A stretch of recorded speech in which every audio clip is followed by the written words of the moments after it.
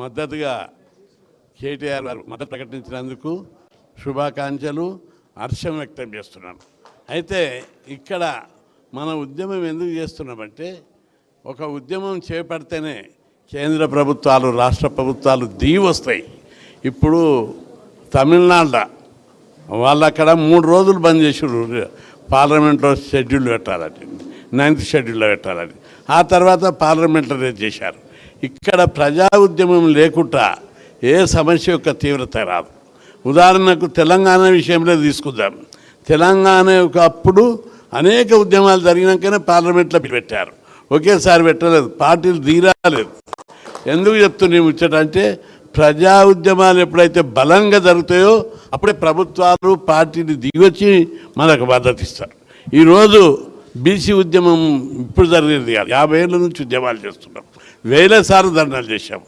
హాస్టళ్ల సంఖ్య పెంచడానికి కానీ, గురుకుల స్కీమ్ పెట్టినప్పుడు కానీ, ఫీజు రియంబర్స్మెంట్ పెట్టినప్పుడు కానీ, స్కాలర్షిప్లు వచ్చినప్పుడు కానీ, లోకల్ బాడీ రిజర్వేషన్లు ఎన్టీ రామారావు పీరియడ్లో పెట్టినప్పుడు కానీ అనేక ఉద్యమాలు చేసిన తర్వాతనే ప్రభుత్వాలు కన్విన్స్ అయ్యి ఏర్పాటు చేశాయి.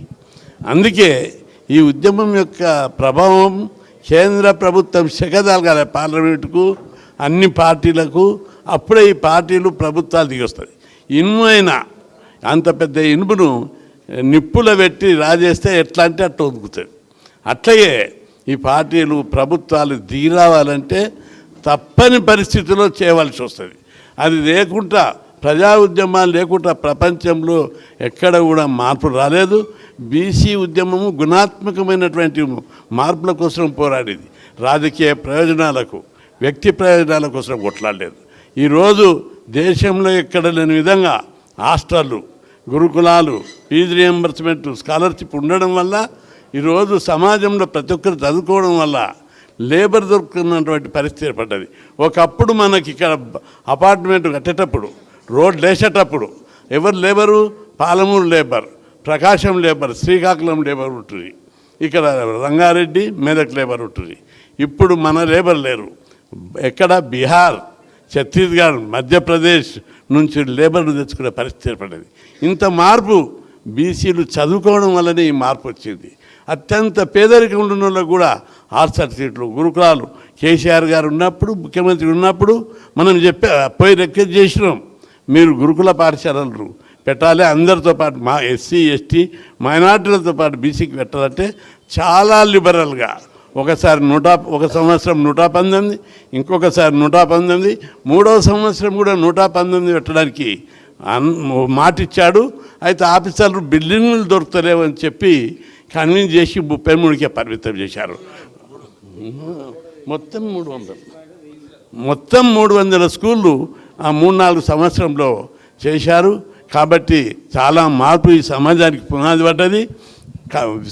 మన మాజీ ముఖ్యమంత్రి, మన నాయకుడు కేసీఆర్ గారు సమాజంలో మార్పు, గుణాత్మకమైన మార్పు గురించే మొత్తం ప్లాన్లు వేసేవాడు.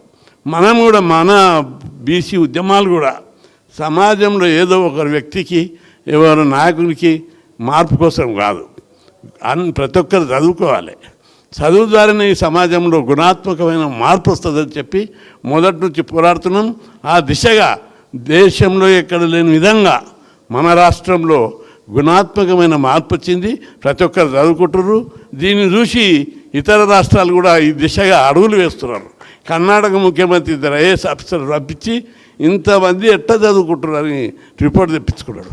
మేము పోయి మధ్యప్రదేశ్ ముఖ్యమంత్రి ఢిల్లీలో కలిసినప్పుడు, మీ స్టడీ చేస్తున్నాం, తెలంగాణ ఆంధ్రప్రదేశ్లో ఏ మార్పు అవుతున్నదో మేము కూడా స్టడీ చేస్తున్నాం అన్నారు.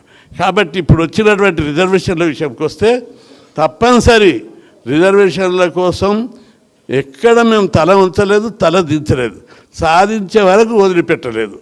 ఇది వ్యక్తి ప్రయోజనం కాదు, సమాజంలో అనేక మార్పులు వస్తున్నాయి. ఆ మార్పులకు తగ్గట్టు ఇది ఏం పంచాయతీ? అన్నదమ్ముల పంచాయతీ. మేము ఏ కులానికి, ఏ వర్గానికి వ్యతిరేకం కాదు. భారతదేశంలో కుటుంబం లేక భావిస్తే ఈ దేశంలో ఉన్న అన్ని కులాలు అన్నదమ్ముల వంటి వారు, ఎవరి వాటా వాళ్ళకి ఇవ్వాలనే పోరాటం ఇది. అందుకే మా వాటా కోసం జరిగే పోరాటం. ఈ పోరాటంలో గుర్తించాలి, అన్ని పార్టీలు, అందరూ ముఖ్యులు ఈ ఏనాటికైనా ఇవ్వక తప్పదు. ప్రజాస్వామ్య దేశం, రాజ్యాంగబద్ధమైన హక్కులు ఉన్నాయి. ప్రజాస్వామ్యంలో ఏ సామాజిక వర్గానికి ఆ సామాజిక వర్గం వాటా ఇవ్వాలి. ఇక్కడ కోర్టులో అన్యాయం జరిగినట్టుగా కూడా ప్రజల్లో బలమైన ఉంది. ఈ మూమెంట్ రావడానికి ఈ ఒక స్ట్రాటజీ ప్రకారమే మేము చేశాం. జీవో వచ్చింది, ఆ జీవో అందరికీ తెలుసు ఆ పద్ధతి. కానీ చూద్దాం రాజ్యాంగంలో ఉంది ఎంతవరకు ముందుకు పోతుందని. మొదటి రోజు ఇవ్వలేదు, రెండవ రోజు ఇవ్వలేదు, మూడవ రోజు 50% సీలింగ్ అనే దాని మీద బలంగా వాదనలు వినిపించారు. ఏంటిది, అగ్రకులాలలోని పేదలకు 10% రిజర్వేషన్లు ఇస్తే సీలింగ్ వర్తించదు, బీసీలకు ఇచ్చినప్పుడే సీలింగ్ వర్తిస్తుందా అని చెప్పి నిలదీయడం జరిగింది. అదేవిధంగా 50% సీలింగ్ రాజ్యాంగంలో ఎక్కడా లేదు. అయితే ఇక్కడ ఒక పాయింట్ ఉంది, చాలామంది అబ్జర్వ్ చేయాలి. అది ఈ సీలింగ్ మీద 9th షెడ్యూల్తో పరిష్కారం. 9th షెడ్యూల్ మీద 10-20 కేసులు ఉన్నాయి సుప్రీంకోర్టులో. అయితే దీనికి రాజ్యాంగ సవరణ జరగాలి. 15(4), 16(4) లేదా ఒక క్లాజ్ చేర్చి జనాభా ప్రకారం రిజర్వేషన్లు పెట్టారని, లేదా రిజర్వేషన్లు 42, 44 పెట్టి దీన్ని అమలు చేయాలని ఒక్క సవరణ చేస్తే, రాజ్యాంగాన్ని 121 సార్లు సవరించారు. ఒక్కసారి బీసీల కోసం సవరిస్తే పర్మనెంట్గా ఈ సమస్యకు పరిష్కారం లభిస్తుంది. లేకపోతే ఏ కోర్టులలో అందరికీ అభిప్రాయం ఉంది, బీసీల విషయంలో ఏది తీసుకొచ్చినా కోర్టులు కొట్టేస్తాయి. కోర్టులు బీసీ కులాలకు వ్యతిరేకమనే భావన సమాజంలో పాతుకపోయింది. ఇక్కడ న్యాయం కోసం, ధర్మం కోసం జరిగే ఈ పోరాటం లోపల మా మానవ హక్కులు ఇది. దీన్ని వివిధ కోణాల లోపల పరిశీలించవలసిన అవసరం ఉంది. కోర్టులో లేదా పార్లమెంట్లో దీని మీద ప్రధానమంత్రికి చాలాసార్లు కలిసినప్పుడల్లా డిమాండ్ చెప్పాము. ఈ మన డిమాండ్లు 18-19 డిమాండ్లు ఇస్తే అంచెలంచెలుగా ఇప్పటికీ 3 డిమాండ్లు. ఒకటి ఏబిసిడి వర్గీకరణ, కేంద్రంలో బీసీ కమిషన్కు రాజ్యాంగ భద్రత, ప్రత్యేక మంత్రిత్వ శాఖ ఒప్పుకున్నారు, ఇక కాలేదు. అదేవిధంగా కేసీఆర్ పీరియడ్ నుంచి ఒప్పుకున్నారు. అది మొన్నమైనప్పుడు గట్టిగా చెప్తే ఆ ప్రాసెస్ ఉంది. అది ఇప్పుడు ఈ జనాభా లెక్కలది, చట్టసభల రిజర్వేషన్ల మీద ఒక బలమైనటువంటి ఉద్యమాన్ని మనం నిర్మిస్తే, మీరు మద్దతు ఇస్తే తప్పనిసరి బలమైన ఉద్యమం నిర్మిస్తాం. ఎక్కడ కూడా రాజీ పడేది లేదు. ఈ ఉద్యమం ప్రతిపాదికనే ఏ రాష్ట్రంలోనే ఒక రాష్ట్రంలో బలమైన ఉద్యమం ఇట్లా జరిగితే తప్పనిసరి కేంద్ర ప్రభుత్వాలు వ్యవస్థలన్నీ కూడా తప్పనిసరి దిగి రావాల్సిందే. ఎందుకంటే తెలంగాణ వస్తుందని ఎవరు ఊహించలే. కేసీఆర్ గారు వ్యూహంతో, ఎత్తుగడలతోటి ఉద్యమాన్ని అంచెలంచెలుగా ఉద్యమం చేస్తే ప్రపంచమే గుర్తించింది ఆయన ఉద్యమాన్ని. అప్పుడు తప్పని పరిస్థితిలో కేంద్ర ప్రభుత్వం బిల్లు పెట్టి చేసింది. ఇక్కడ కూడా బీసీ ఉద్యమం బలంగా నడిపిస్తే అన్ని రాజకీయ పార్టీల సహకారం ఉండి తప్పనిసరి నాయకులందరూ, అన్ని పార్టీలు ఉన్నటువంటి బీసీ నాయకులు, రిజర్వేషన్ అనుకూలవాదులు, నేను అందరినీ అగ్రకులాలను మొత్తం బీసీ వ్యతిరేకులను, అనేక మంది బీసీ కులాల కోసం పోరాడినటువంటి వాళ్ళు సంఘ సంస్కర్తలు ఉన్నారు, మానవతావాదులు ఉన్నారు. తప్పనిసరి ఇప్పుడు కూడా 42% ఇస్తే ఏముందని చెప్పి అన్ని పార్టీలు ఉన్నటువంటి చాలామంది మేధావులు కూడా అంటున్నారు. కాబట్టి దీన్ని పాజిటివ్గా అన్నదమ్ముల షేర్ లేక భావించి, వాటాగా భావించి ఈ ఉద్యమం ఎప్పుడైనా అన్నదమ్ముల వాటా ఇవ్వక తప్పదు. కాబట్టి మంచితనాన మంచిగా ఉన్నప్పుడే పంచుకోవాలి.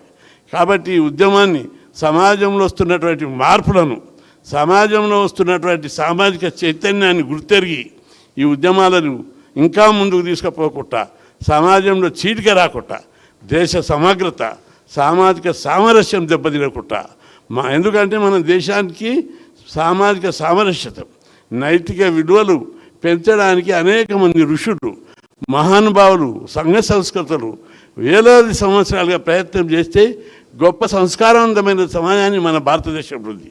ఇది చెడిపోవద్దనేది మాకు దీర్ఘకాలిక వ్యూహం ఉంది. అయినా వాటా కోసం, అభివృద్ధి కోసం జరిగే ఈ పోరాటం వాంఛనీయం. దీన్ని పాజిటివ్గా గుర్తించి ఎప్పటికైనా వాటా ఇవ్వవలసిందని ఎంటైర్ సమాజం గుర్తించాలి. గుర్తించి అన్నదమ్ముల పంచాయతీగా భావించి, శత్రుత్వం కాదు ఇక్కడ, సోదరత్వంతో భావించి, గుర్తించి ఈ వర్గాలను ఎప్పటికైనా ఇవ్వాలనే భావనతోటి షేర్ ఇవ్వడానికి, వాటా ఇవ్వడానికి ప్రిపేర్ కావాలి. అందులో మీ యొక్క కృషి, మీ యొక్క పాత్ర చాలా ముఖ్యం. తప్పనిసరిగా బలమైన నాయకత్వం ఉంది. మీరందరూ కూడా టీఆర్ఎస్ పార్టీలో మంచి లీడర్షిప్ బిల్డప్ చేశారు. ఒక స్థాయిలో కాదు, అన్ని స్థాయిలలో ఉన్నది. అన్ని సందర్భాల్లో ముఖ్యమంత్రి కేసీఆర్ ఉన్నప్పుడు అడ్వకేట్ జనరల్ ఇచ్చారు.